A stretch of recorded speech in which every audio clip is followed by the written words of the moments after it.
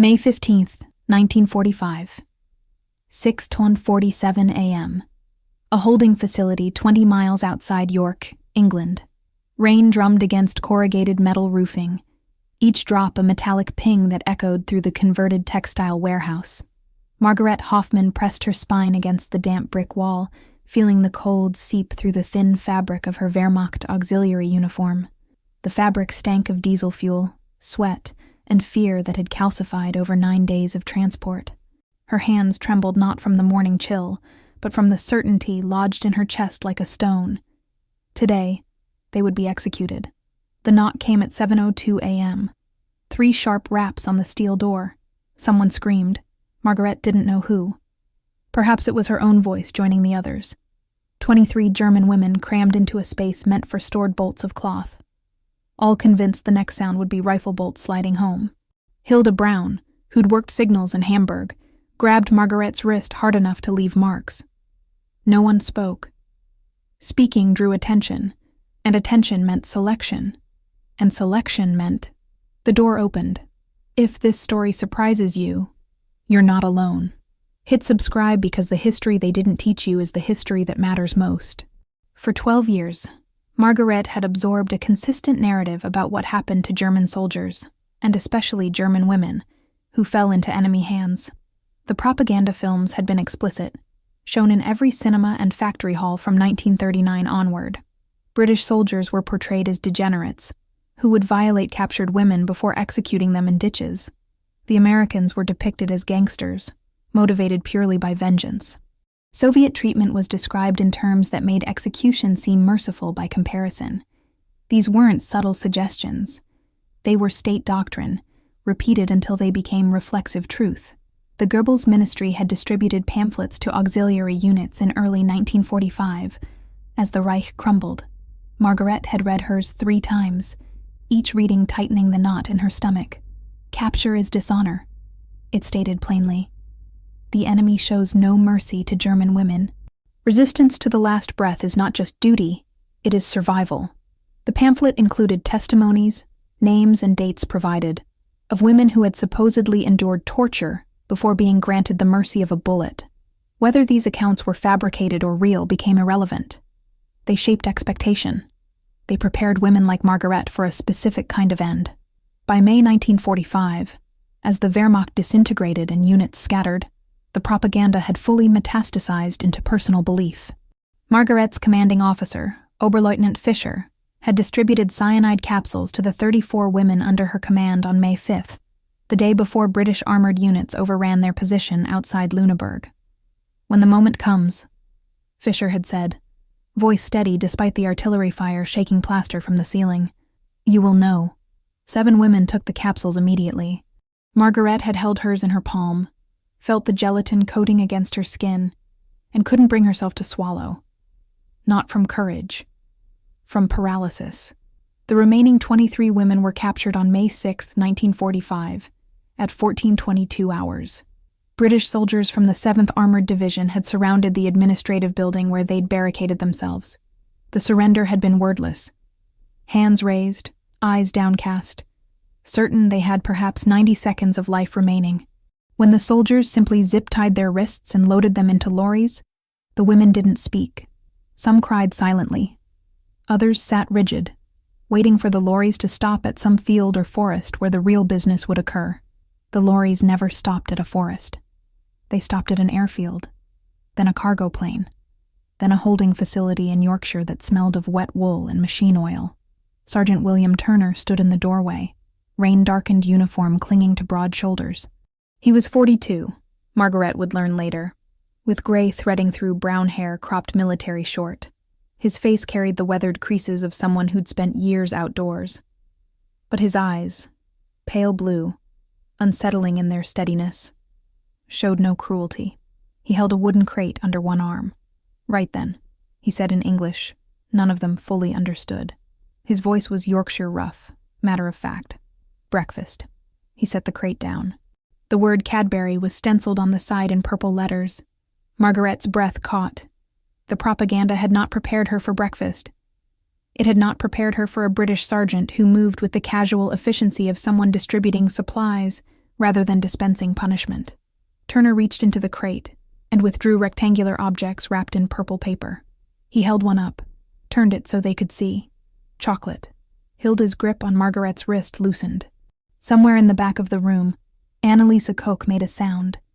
Not quite a sob, not quite a laugh. The noise a person makes when reality tilts sideways and the mind struggles to realign. Turner walked along the wall, setting a bar of chocolate beside each woman. He didn't throw them. He placed them carefully, almost gently, on the concrete floor within reach. 23 bars. When he finished, he straightened, glanced around the room, and nodded once. Then he left, closing the door with a soft click rather than the slam Margaret's entire nervous system had been braced for. No one moved. The chocolate bars lay on the floor like unexploded ordnance. Margaret stared at hers. Cadbury Dairy Milk, the label announced in cheerful script. The purple wrapper was slightly wrinkled, as though it had been carried in someone's pocket. Her hands remained flat against the wall. Her heart hammered against her ribs. "It's poisoned," someone whispered. Margaret couldn't identify the voice. "It has to be poisoned." "Why would they poison us?" Hilda's voice cracked on the last word. "If they wanted us dead, we'd already be dead." The logic was sound, but insufficient to override 12 years of conditioning. Margaret's eyes fixed on the chocolate bar. Still wrapped, still untouched. The brown smudge visible through a tear in the corner of the wrapper. The smooth rectangular shape. She had not seen chocolate since 1943. Real chocolate, not the ersatz blocks made from ground acorns, and hope that the Reich had distributed to boost morale. This was English chocolate, made from actual cocoa, wrapped in actual paper that wasn't repurposed newsprint. 20 minutes passed. Maybe 30. Time moved strangely in that room, measured by the rain's rhythm rather than any internal clock. Annalisa reached for her bar first. She was 19, the youngest among them, with blonde hair hacked short after a lice infestation in March. Her hands shook so violently it took 3 attempts to tear the wrapper. When she finally got it open, she didn't eat. She just stared at the dark brown surface, smooth and perfect. Then she bit into it. The sound of her crying filled the room. Not screams, not sobs. Just steady, helpless tears streaming down her face as she chewed slowly, like someone remembering what sweetness tasted like. She didn't die. Her breathing didn't seize. She simply sat against the wall, chocolate melting on her tongue, weeping. One by one, the others reached for theirs. Margaret was fourth. The wrapper tore easily under her fingernails. The chocolate smelled rich, almost overwhelming after years of deprivation. She broke off a single square, the bar segmented into neat portions, and placed it in her mouth. The sweetness hit like a physical blow. Not painful, but startling in its intensity. Sugar and cream and cocoa, flavors so far removed from the turnip soup and black bread that had sustained her for months, that her mind struggled to categorize them as food. The chocolate melted, coating her tongue, and Margaret understood why Annalisa was crying. This wasn't just sustenance. This was a message written in sugar and dairy fat. You are not going to die. Not today. Not like this. This wasn't sentiment. It was policy, though Margaret wouldn't understand that for weeks. The British approach to prisoners of war had been codified through the Geneva Conventions of 1929, which the United Kingdom had not only signed but helped draft. These agreements stipulated that prisoners would be housed, fed, and treated with standards approximating those of the captor's own garrison troops. Enforcement was motivated by 4 distinct factors: security, intelligence, diplomacy, and, least discussed but most important, maintaining the moral high ground that differentiated democratic nations from totalitarian ones. The policy was detailed and specific. Prisoners would receive 2,750 calories daily, slightly less than British soldiers' 3,000, but substantially more than German civilians were receiving in 1945. Medical care would be provided without discrimination. Prisoners could send and receive mail, subject to censorship. They would work, but work would be compensated. Physical abuse was grounds for court-martial of the offending soldier. Sexual assault carried the death penalty. This framework wasn't universally applied. Compliance varied by camp, by commander, by the individual moral architecture of guards. But in camps run by professional soldiers, rather than hastily assembled militia, the conventions held. The camp outside York was administered by the 8th Army Service Corps, veterans who'd spent 4 years implementing these policies across North Africa and Italy. They treated regulations as both legal requirement and personal discipline. Cruelty, in their framework, was weakness. Civilization under pressure required choosing restraint when power made cruelty easy. Over the following days, Margaret learned the rhythm of captivity. Wake at 6:30 to the sound of whistles, not sirens. Stand for count at 7:00 in the yard, a paved rectangle surrounded by 12-foot fencing topped with wire.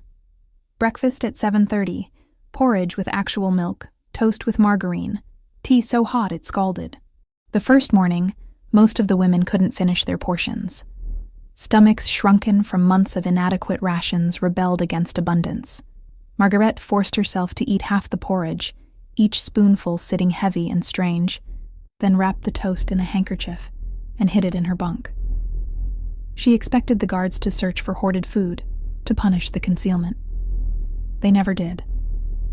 Work began at 9 has. The women were divided into groups of 5 or 6 and assigned tasks. Margaret's group was sent to the camp laundry, a cavernous building that smelled of soap and steam. The work was hard, hauling wet fabric through mangles, hanging sheets on lines that stretched the length of the building, folding dry linens into precise stacks.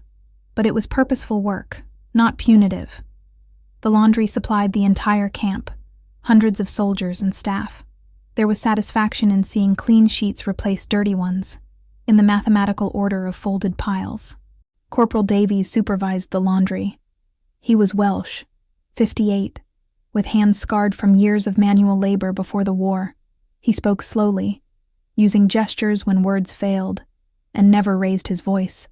On the third day, when Margaret accidentally knocked over a basket of clean towels, she froze, waiting for the blow or the shouted reprimand that had been standard in Wehrmacht discipline.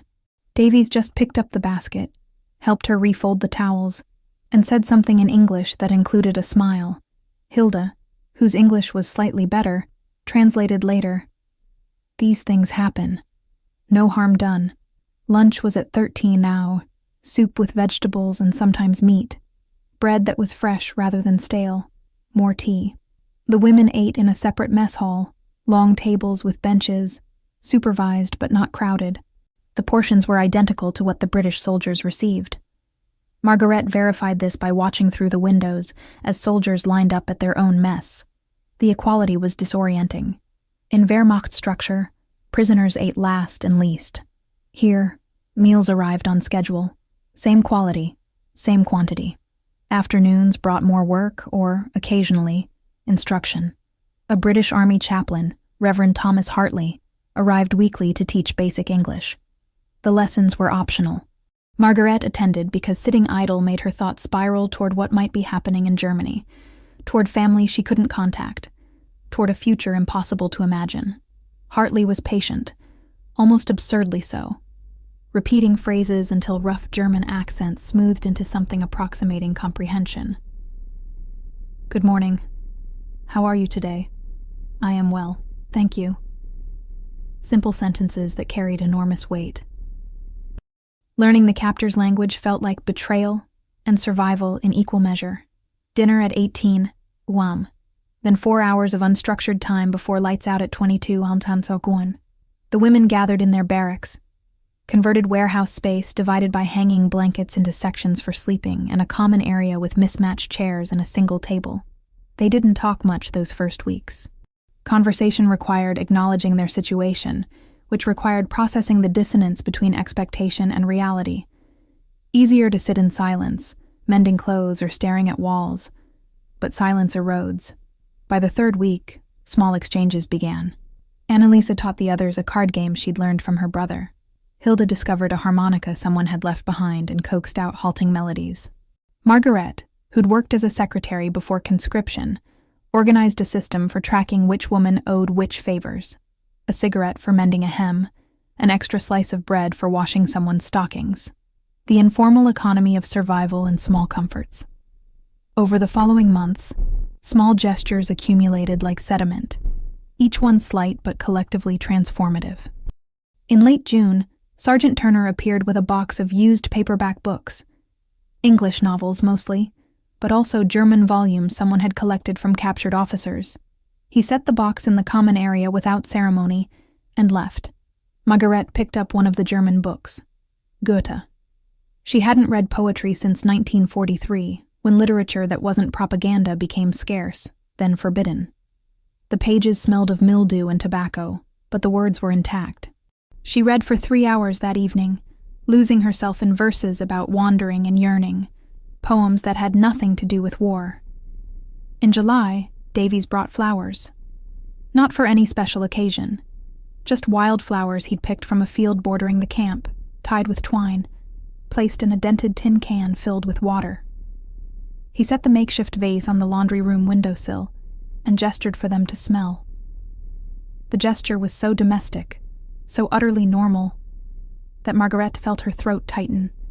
Flowers, in a prison camp, because Davies thought the space needed color. August brought permission to send mail. Corporal Michael Fletcher, who handled communications, distributed thin sheets of paper and stubby pencils. 1 letter per month, he explained through an interpreter. Keep it short. Nothing about camp locations or military matters. Everything will be read. Margrethe stared at the blank page for 40 minutes before she could write. What could she say? That she was alive? That her captors fed her chocolate and brought her flowers? That she washed British soldiers' sheets and learned English verbs and read Goethe by fading daylight? She settled on, Dear Mama, I am safe and healthy. The war is over. I pray you are well. Your daughter, Margaret. She folded the letter 3 times, handed it to Fletcher, and tried not to hope for a response. None of it was required. None of it was policy. The conventions mandated food, shelter, medical care, work. They didn't mandate chocolate or flowers or German poetry, or the way Davies sometimes hummed while supervising, filling the laundry room with sound that wasn't orders or machinery. These additions were choices, quiet decisions repeated daily by men who could have done the minimum and been entirely within regulation. Instead, they did something harder. They treated enemies as people. In September, Margaret developed a fever. It came on suddenly during the night. Chills so violent her teeth chattered, muscles aching like they'd been beaten. By morning, she couldn't stand without vertigo tilting the room sideways. Hilda reported her condition to the guard at morning count. Within an hour, Dr. Elizabeth Warner arrived at the barracks. Warner was 36, attached to the medical corps, with dark hair pinned severely back and an efficiency that bordered on brusque. She pressed a thermometer under Margaret's tongue, counted pulse, examined throat and ears with a small flashlight. Influenza, she announced. Common enough this time of year. You'll be moved to the infirmary. The infirmary occupied a converted classroom in the camp's administrative building. 6 cots, whitewashed walls, windows that actually opened to let in air that didn't taste of too many bodies in too small a space. Margaret was installed in the 2nd cot, blankets piled high despite her fever, a glass of water within reach. The cot beside hers was occupied by a British lance corporal with a splinted ankle. He nodded politely, said something in English she didn't understand, then returned to reading his magazine. Warner appeared 3 times daily, checking temperature, administering aspirin, ensuring Margaret drank enough fluid. On the 2nd day, when the fever peaked and Margaret became disoriented, muttering in German about trains and crowds and things that didn't connect coherently, Warner stayed for over an hour, applying cool cloths to her forehead and neck, speaking quietly, even though Margaret couldn't understand the words. The tone was enough. Steady, professional, patient. By the 5th day, the fever broke. Margaret woke clear-headed, weak but lucid, to find Warner changing her bedding. Better? Warner asked. Margaret nodded. Warner smiled. A brief expression, gone quickly, but genuine. Good. You'll stay another 2 days, then back to quarters. Light duty for a week after that. The lance corporal with the splinted ankle left that afternoon. Before he did, he reached into his bedside table and withdrew a chocolate bar. The same purple Cadbury wrapper Margaret recognized from May. He held it out to her, grinning, said something that included the word better, and left it on her bedside table. Margaret picked it up after he'd gone, turning it over in her hands. The wrapper was creased from being carried in a pocket, corners soft with wear. He'd given her something from his own ration. Not because he had to. Because she'd been sick, and chocolate was comfort, and he was, despite everything, kind. She unwrapped it slowly that evening, breaking off one square at a time, letting each piece melt completely before taking the next. The sweetness was familiar now, no longer shocking, but still profound. Each square was a small defiance against the propaganda that had shaped her understanding of the world. The British weren't monsters. They were men who sang while working and gave chocolate to sick prisoners and treated influenza with aspirin and patience, rather than letting fever run its course unchecked. Christmas 1945 arrived with snow that blanketed the camp in silence, broken only by the crunch of boots on frozen ground. Margaret hadn't expected acknowledgement of the holiday. Christian tradition seemed irrelevant in a military prison. But on December 23rd, Reverend Hartley arrived with Sergeant Turner and 3 other soldiers carrying boxes and what appeared to be a small evergreen tree. They set up the tree in the women's common area, positioning it near the single window where weak winter light could reach. The soldiers produced decorations from the boxes: paper chains, tin stars that caught and reflected lamplight, strings of dried berries. Anneliese, who was Catholic and had sung in her church choir before the war, began humming Stille Nacht. Hilda joined in, then others, until 15 voices filled the barracks with the familiar melody. The British soldiers stood quietly, letting the Germans sing, not interrupting or imposing. When the song ended, Turner produced another box. More chocolate, but also tins of biscuits, small oranges that filled the room with citrus scent, and knitted socks. Practical gifts for women whose footwear had disintegrated months ago. He distributed them personally, handing each woman her share, meeting eyes, saying "Happy Christmas" in his Yorkshire accent. Margaret accepted her portion. Chocolate, 3 biscuits, 1 orange, a pair of thick gray socks, and couldn't speak. The orange's weight in her palm, dimpled skin bright against her calloused hands, unmade something that had been tightly bound since May. She sat on her bunk, holding the orange, and wept. Not from sadness, from the impossibility of reconciling this moment. Christmas gifts from British soldiers, a decorated tree, the smell of pine and citrus and chocolate. With everything she'd believed about what capture meant, Hartley led a brief service, in English primarily, but he included the German text of the Lord's Prayer, speaking slowly so they could follow. Vater unser im Himmel. The familiar words, spoken in unison with women who'd been enemies, felt like archaeology, uncovering something buried beneath years of propaganda and war. God was still God, whether prayed to in English or German, by captors or captives. That continuity, that shared tradition, created a bridge Margaret hadn't known she needed. After the service, the soldiers left. No speeches, no requirements for gratitude or performance of submission. They'd brought Christmas to the barracks because it was Christmas, and these were human beings, and the war was over, even if peace remained unclear. In January 1946, Margaret received her first letter from home. The envelope was thin, travel-worn, passed through multiple censors whose stamps covered most of the back. Her mother's handwriting, instantly recognizable despite the shakiness that came from cold or hunger, or both. Margaret opened it alone, sitting on her bunk, hands trembling. The letter was brief. Hamburg was rubble. Food was scarce. Her father had not returned from the Eastern Front. They assumed he was dead or captured by Soviets. Her younger brother, 14, was helping clear debris for ration cards. They'd believed Margarete dead until her September letter arrived. Her mother's relief bled through the formal prose. "We thought you'd been killed or worse. The things we heard about British camps. I'm grateful you're safe. I pray you can come home soon." Margaret read the letter 3 times, each reading deepening her understanding of the lie they'd all swallowed.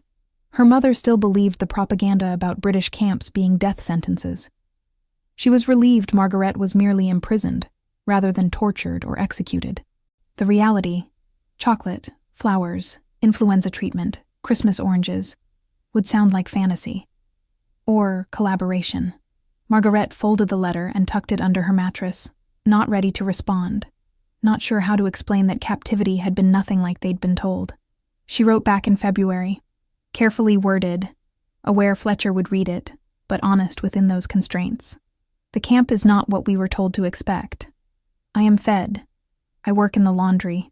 The guards are professional. I attend English lessons. I am healthier now than in the last year of the war. She didn't mention chocolate or Christmas or the flowers Davies brought.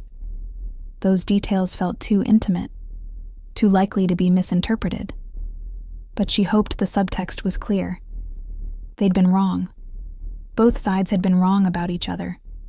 Spring brought expanded privileges. The women were permitted to walk the camp perimeter during evening hours, supervised initially by guards who maintained distance rather than proximity. Margaret walked with Hilda most evenings, circling the fence line, feeling grass beneath feet that had known only concrete and pavement for months. The air smelled of warming earth and distant farms, of life continuing beyond the wire. By April, the supervision became optional. Guards were present, but no longer followed. Margaret could have walked to the fence, studied the gaps, planned escape. She didn't. Not from fear of punishment, but because leaving would mean abandoning the strange stability she'd found. The camp was contained, predictable, safe in ways Germany couldn't be. Food arrived on schedule. Work had purpose. No bombs fell. No cities burned. The war was over, but peace was chaos. Better to remain in the structured calm of captivity than face the unknown devastation of home. Other women shared this calculus. Conversations in the barracks turned toward the future, tentative discussions of what came next. Some wanted immediate repatriation. Others wanted to delay, wait until conditions in Germany stabilized. A few, including Anneliese, mentioned staying in England permanently if allowed. "What's left in Germany?" she asked one evening, darning a sock by lamplight. "Everything's destroyed. Everyone's dead or displaced. At least here there's order." The sentiment was controversial. Hilda argued passionately for returning, for rebuilding, for Germany needing its people more than ever. But Margaret understood Anneliese's position. The future in Germany was hunger and rubble and ghosts. The present in England was adequate food, purposeful work, and captors who treated them like human beings rather than war criminals. The choice wasn't simple. If you're beginning to see how deeply propaganda shaped every corner of this war, and how fragile those illusions were, subscribe now. The full picture is always more complicated than the myths. In May 1946, exactly 1 year after capture, an incident fractured the routine. A new guard arrived at the camp, transferred from another facility. Private Collins was 22, recently returned from occupation duty in Germany, carrying resentments that manifested as sharp comments and rougher handling during inspections. On May 14th, during morning count, he shoved Anneliese when she didn't move quickly enough to suit him. Not hard enough to knock her down, but hard enough to be unmistakably deliberate. Margaret watched Sergeant Turner's reaction. Turner had been 50 feet away, supervising another group. He covered the distance in seconds, moving with speed that seemed impossible for a man his size. "Collins," he said, voice flat and cold. "My office, now." Collins tried to protest. Turner cut him off. "Now, Private." The inspection continued without Collins. Turner returned 20 minutes later, collected the remaining guards, and dismissed the prisoners to their morning assignments. Margaret didn't see Collins again. Hilda, whose English had improved enough to catch gossip, reported that he'd been transferred immediately. Disciplinary report filed, likely facing formal proceedings. The message was unambiguous. Cruelty was not policy. Those who couldn't maintain discipline, the kind that required restraint rather than violence, would not remain. Turner could have ignored the shove, justified it as minor, part of normal prisoner management. Instead, he'd removed the problem immediately, demonstrating that the standards applied to prisoners extended to guards as well. Civilization wasn't automatic. It required enforcement. That night, Margaret sat alone in the common area after others had gone to sleep. She unwrapped the chocolate bar she'd saved from her April ration. She'd developed a habit of hoarding 1 bar monthly, setting it aside rather than consuming it immediately. The purple wrapper crinkled softly in the silence. She broke off a single square but didn't eat it yet. Just held it, feeling the smooth surface against her fingertips. Questions accumulated in her mind, each one building on the last. If the British were supposed to be cruel, and they demonstrably weren't, what else had been lies? If German superiority was doctrine, and German prisoners were being treated with dignity, while German civilians starved in rubble, where did that leave the premise of racial hierarchy? If enemies could be decent, and allies could be monstrous, and the narrative she'd absorbed for 12 years was provably false in every particular that mattered, then who was she? What did she believe? What could she trust? She didn't have answers. The questions themselves were destabilizing, dangerous, freeing in equal measure. They required rebuilding her understanding of the world from foundations that had cracked beyond repair. The chocolate melted on her tongue, sweet and rich, as constant as anything in her life had been for the past year. Whatever else changed, whatever truths emerged from the wreckage of propaganda, this remained. Some men chose kindness when power made cruelty easy. That choice mattered. Perhaps it was the only thing that did. In July 1946, repatriation began. The women were called in groups to meet with Red Cross officials who processed paperwork, verified identities, arranged transport. Margaret's group was scheduled for late August. She had 2 months to decide whether she actually wanted to go home. Germany was slowly reorganizing under Allied occupation. Letters from her mother painted a grim picture. Continued food shortages, destroyed infrastructure, millions of displaced persons searching for missing family. But it was home, or had been. Margaret's memories of Hamburg felt like they belonged to someone else. A younger woman who'd believed in certainties that no longer existed. In the end, the choice was made by obligation rather than desire. Her mother needed help. Her brother was still a child. Whatever personal preference Margaret might have had became irrelevant against family duty. She would return to Germany, help rebuild what could be rebuilt, and carry the knowledge of her captivity like contraband. Valuable, dangerous, impossible to declare openly. On her last evening in camp, August 23, 1946, Margarete walked the perimeter alone. The grass was thick with late summer growth, air heavy with the scent of hay from nearby farms. She'd walked this route hundreds of times over 15 months, knew every irregularity in the fence line, every spot where wildflowers grew in defiant clusters. Sergeant Turner found her near the northeast corner, where the fence met a line of hedgerow. He'd brought a small paper bag. "Thought you might want these," he said, handing it over. Inside were 4 chocolate bars and a note written in careful block letters. "For the journey. Good luck. Bauti." Margaret tried to thank him, struggled with English that remained imperfect despite Hartley's lessons. Turner waved off her attempts. "You did good work here. Laundry always looked proper. Davies said you were reliable." He paused, seemed to consider whether to say more. "War's done terrible things. Maybe a bit of chocolate helps. Not much, but something." She left the next morning. A lorry to York, train to Dover, ferry across the Channel, another train through devastated landscape toward Hamburg. She carried 1 small rucksack with her possessions, 2 changes of clothes, letters from home, the paperback Goethe, and 3 chocolate bars. She'd eaten one on the ferry, letting the sweetness settle her stomach against the waves. Decades later, in a modest apartment in rebuilt Hamburg, Margarete Hoffmann, married now, mother of 2, grandmother of 5, kept the last chocolate bar on a shelf in her kitchen. The wrapper had faded. Purple dulled to pale lavender, corners soft from age and careful handling. The chocolate itself was long gone, consumed sometime in the hard winter of 1947 when hunger made sentimentality impossible. But she'd saved the wrapper, pressed it flat, stored it in a book for safekeeping. Her granddaughter, 13 and studying the war in school, asked about it one evening while helping with dishes. "Oma, why do you keep old trash?" Margaret dried a plate slowly, choosing words.